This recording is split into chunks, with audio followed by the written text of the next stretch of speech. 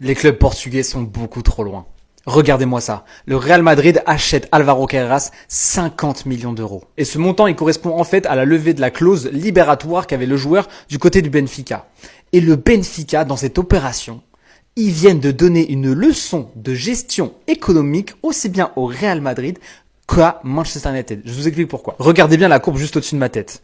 Le Benfica a acheté Álvaro Carreras à Manchester United l'été dernier seulement. À ce moment-là, le joueur valait 10 millions d'euros. Le Benfica a acheté pour seulement 6 millions d'euros, plus des clauses de rachat, plus des clauses également à la revente pour Manchester United, seulement 6 millions d'euros. Aujourd'hui, seulement une saison plus tard, ils le revendent pour 10 fois plus cher au Real Madrid. Seulement quand on regarde la courbe, ça s'est mis à exploser à partir du moment où il est arrivé au Benfica. Alors pourquoi je parlais de leçon de gestion? Juste avant, je vous parlais de la fameuse clause de revente qu'avait Manchester United dans le deal avec Benfica. Donc ça permet à United dans cette opération-là de récupérer aux alentours de 7 millions d'euros, mais réalisez, seulement 7 millions d'euros par rapport aux 50 millions que vient de prendre le Benfica, c'est vraiment des miettes. Et quand on repense que le Benfica a réussi à générer cette plus-value sur seulement une saison, je pense que là, ils ont montré aux Red Devils ce qu'il faut faire pour mettre en valeur un joueur, ce qu'il faut faire également pour faire du profit.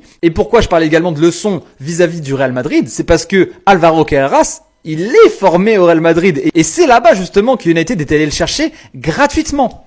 Donc quand on y repense, un joueur comme ça, talentueux, quand on repense que le Real Madrid aujourd'hui met 50 millions d'euros sur un joueur qu'il a formé lui-même, voilà, c'est quand même un petit peu embarrassant. En tout cas, c'est un bon joueur. Vraiment, j'espère qu'il va réussir du côté du Real Madrid. Sur ce poste de piston gauche, je pense qu'il y aura largement de la concurrence. Mais avec Xavi Alonso, je pense qu'il sera dans les meilleures conditions pour bien évoluer. Ah, Álvaro Carreras signe au Real Madrid, c'est fait.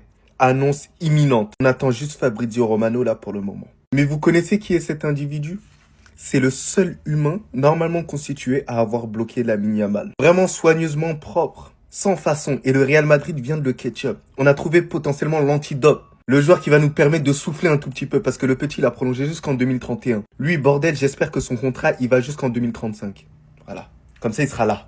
Voilà. Quoi que tu fasses, Lamine Yamal, il sera là, le type. Ce qui est rassurant, c'est que le Real Madrid s'est réveillé dans le mercato. Pour l'instant, le mercato, il est plutôt bon, il est plutôt réussi, mais on attend quand même des milieux de terrain. Et pourquoi pas un attaquant de pointe pour pouvoir remplacer Mbappé, surtout que Hendrick, il est sur le départ. Donc il nous faut un attaquant quand même remplaçant, voilà, qui puisse faire autre chose que Kylian Mbappé. L'ambition de Florentino Pérez, c'est de refaire le mercato XXL de 2009.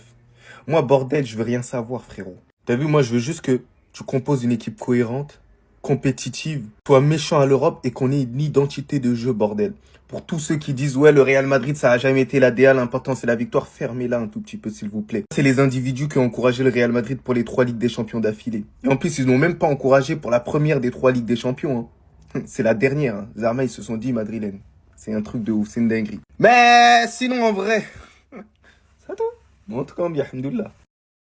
Real Madrid toujours en discussion avec le Benfica Lisbonne pour s'attacher les services du latéral Álvaro Carreras. Un accord entre le joueur et le club a déjà été trouvé. Les clubs discutent des frais de transfert. Cela devrait se faire. Donc Álvaro Carreras, on devrait le retrouver du côté du Real Madrid la saison prochaine d'après Fabrizio Romano. Le Real Madrid en discussion avec Liverpool pour entrer en possession du latéral Trent Alexander-Arnold avant la fin officielle de son contrat. On voudrait avoir le latéral pour que celui-ci puisse jouer la Coupe du Monde des clubs. Mais bon, nous savons que la saison est officiellement terminée le 30 juin. Donc du coup, s'il veut l'avoir avant, il devrait débourser un peu d'argent. Donc là, le Real Madrid serait prêt à débourser 5 millions d'euros pour s'attacher les services du latéral anglais Trent Alexander-Arnold avant la date officielle de l'échéance de son contrat avec Liverpool.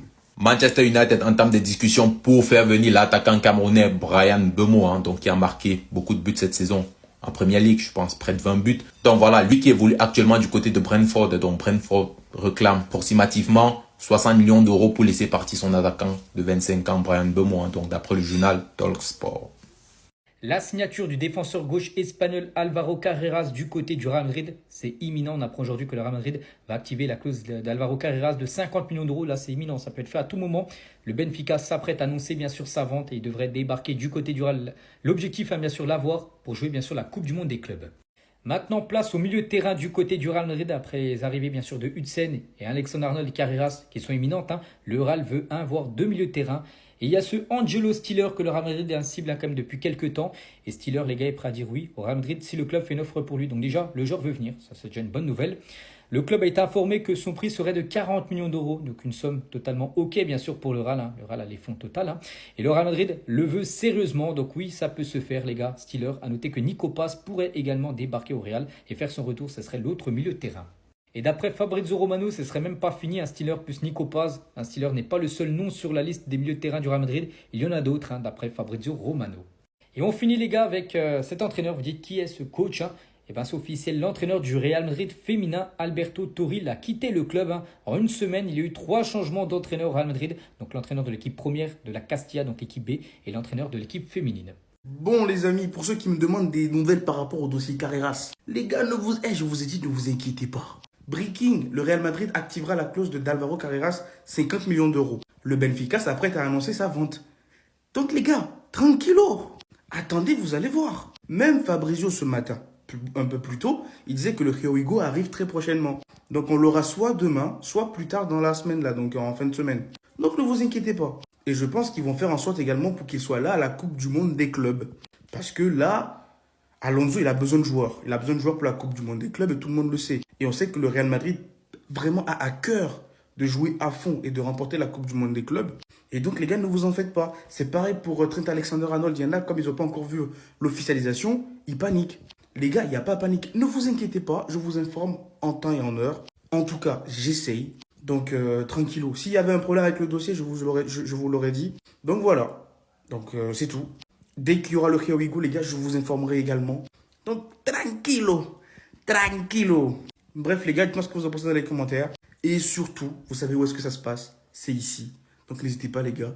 Abonnez-vous. Attendez. Toutes les personnes qui espéraient le départ d'Alooro cet été, j'ai une très bonne nouvelle pour vous. Hansi Flick a dit à Alooro qu'il serait important la saison prochaine. Alooro a été très affecté par les critiques après l'élimination en Ligue des Champions. Le joueur veut montrer qu'il fait toujours partie des meilleurs défenseurs du monde. Alooro sait que Flick l'aidera à s'adapter pleinement au style de jeu que l'entraîneur allemand entend mettre en œuvre. Il y a un dicton très connu qui dit « Jamais 203 ». L'année dernière, il nous a tous fait mal avec Barcola. C'était vraiment très douloureux. 1 an plus tard, encore une fois, sachant qu'il était censé avoir appris de ses erreurs, il nous a fait encore très mal. Et là, on va devoir lui accorder une 3e chance. Au mois de janvier, pour ceux qui s'en rappellent, quand il y avait les rumeurs à l'Euro à la Juventus et que la plupart voulaient le vendre, personnellement, moi j'étais contre. Je voulais le garder au Barça car j'étais conscient de ses capacités. Bien sûr, concernant le piège du hors-jeu, j'avais des doutes, car je savais qu'à l'Euro, niveau tactique, son QI c'est pas le meilleur, mais concernant ses points forts dont son physique, j'ai jamais douté. Et pourtant, contre l'Inter, c'est sur ses points forts qu'il s'est fait manger. Et c'est justement ça qui m'a fait mal. Parce que là, c'était pas une histoire de placement, le piège du hors-jeu, je sais pas quoi, c'était vraiment sur ses points forts. Maintenant, concernant la saison prochaine, on a Hansi Flick qui compte sur lui, et j'espère vraiment que la saison prochaine on va retrouver le Halo qu'on a connu. Et concernant l'aspect tactique, je compte sur Hansi Flick pour l'aider à s'adapter. Bref, en tout cas, n'hésitez pas à me donner vos avis en commentaire, et comme d'habitude, moi je lirai tout ça.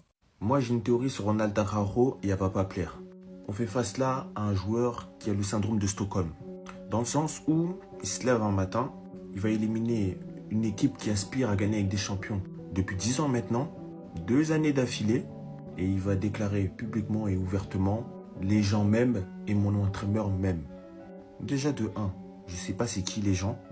Après, j'ai vu quelques salopards qui écrivent dans mes commentaires pour défendre Araujo encore. Mais ça, c'est un autre sujet. Et de 2, Hansi Flick ne t'apprécie pas, mon gars. C'est juste qu'il fait avec les moyens du bord. Il fait avec les moyens du bord. On a un enfoiré comme lui qui est prolongé jusqu'en 2031. Si on pense à la situation économique du club, c'est difficile d'aller prendre un Saliba, par exemple, à 75 millions d'euros. Ou un Konaté à peut-être 50 millions d'euros. C'est logique. Tu n'es pas le mec indispensable que tu penses être. Après, c'est mon avis. Je suis qu'un enfoiré qui est sur mon canapé. Mais ce mec-là commence à me casser les bonbons, les gars. Et si je suis le seul à qui il casse les bonbons, je resterai seul. C'était ces jours et nuits, et me dites même pas ce que vous en pensez, frère. Ça y est, ma gueule. Hansi Flick a totalement confiance en Monsieur X et Monsieur X compte prouver la saison prochaine. Attendez, bougez pas, je vous explique. Hansi Flick a déclaré que Monsieur X était important la saison prochaine. L'Uruguayen est prêt à se battre pour une place de titulaire et à prouver sa valeur. Monsieur X a été touché par toutes les critiques reçues après les demi-finales contre l'Inter. Il veut démontrer qu'il reste l'un des meilleurs défenseurs centraux du monde. Il est convaincu que Flick l'aidera à s'adapter au style de jeu que l'entraîneur allemand souhaite mettre en place. Vous savez les gars, on peut tout dire sur Monsieur X, mais ça reste un joueur qu'on a tous aimé dans le fond. Moi dans le fond, je l'apprécie toujours. Parce qu'après autant d'années, tu peux pas détester une personne que tu as aimée. Ce qu'il faut se mettre dans la tête, c'est que la saison 2024-2025 et 2023-2024, c'est à mettre à la poubelle. Mais nous, ce qu'on veut, c'est le retour de la bête de la saison 2022-2023. Araujo. J'allais dire son blast, les gars. Monsieur X Prime. Ça prouve que dans le fond, je l'apprécie toujours parce que je sais ce qu'il était. Je sais qui il était. Il était considéré comme l'un des meilleurs défenseurs du monde. Actuellement, il est sur le banc. Il y en a qui comprennent pas pourquoi on a cette haine. Mais on l'a parce qu'on connaît sa putain de valeur. Et que ce soit un joueur dont tu as autant confiance qui te trahisse, mais qu'est-ce que ça fait mal. On veut le retour de cette bête, celui qui mettait dans sa poche Vinicius. 2022-2023. Purée. En tout cas, on attend de voir ce que tu vas donner la saison prochaine. Si je dois dire du bien de toi, je dirai du bien de toi. Sinon, vous les gars, vous en pensez quoi? Nous, sur cette personne, on s'ennuie. C'est pas Marcus Rashford qui m'intéresse, les gars. C'est Marcus Rashford sous Hansi Flick. Vous avez vu ce que Flick a fait de Ferran Torres.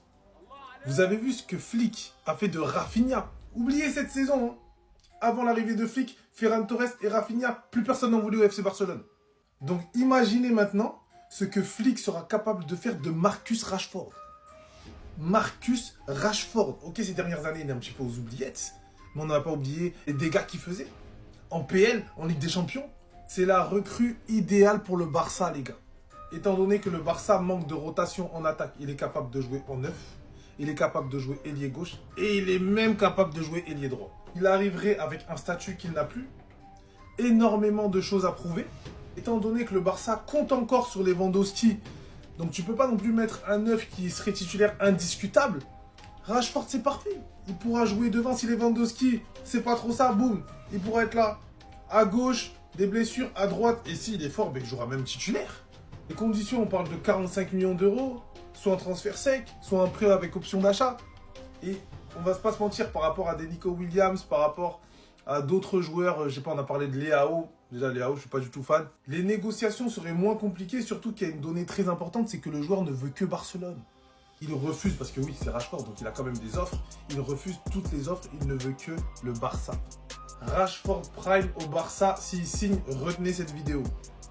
Attendez, Deco est en train de détruire le FC Barcelone à cause de cette décision à la con. Et à cause de lui, on va échouer la saison prochaine. On va pas ramener la LDC. Il nous fait croire qu'il fait son travail. Alors en réalité, il fait rien du tout. Ok, il prolonge les jeunes joueurs. Et tous ces joueurs savaient qu'ils allaient rester au Barça. Chaque conférence de presse, lui, il commence à dire que Deco, il travaille en silence. Achète Victor Roque pour le vendre l'été prochain. Après avoir passé 1 an au club, on entend matin, midi, soir. Il est plus intéressé par Nico Williams. Tout ça parce qu'il est touché à son ego. On entend encore matin, midi, soir des rumeurs sur Rashford, des rumeurs sur Luis Diaz. On comprend plus rien. On sait tous qu'on a un problème au poste de gardien. Mais lui, il bouge pas son cul pour essayer d'envoyer ce mec. À tout moment, Oriol Romeo, il peut rester au Barça, puisque pour l'instant, aucun des clubs n'est intéressé par lui. Le moment où on avait ce directeur sportif, on savait que chaque mercato recrutait des joueurs, que ce soit libre ou à un prix très bas. C'était vraiment un directeur sportif excellent. Pas comme ce tocard de Deco qui sait pas faire son boulot. On est au début juin, le Barça n'a toujours pas recruté. Alors qu'il y a le Real Madrid, chaque jour t'entends un joueur qui va venir au Real. Sinon les gars, dites-moi ce que vous en pensez de ce tocard. Passez une bonne soirée.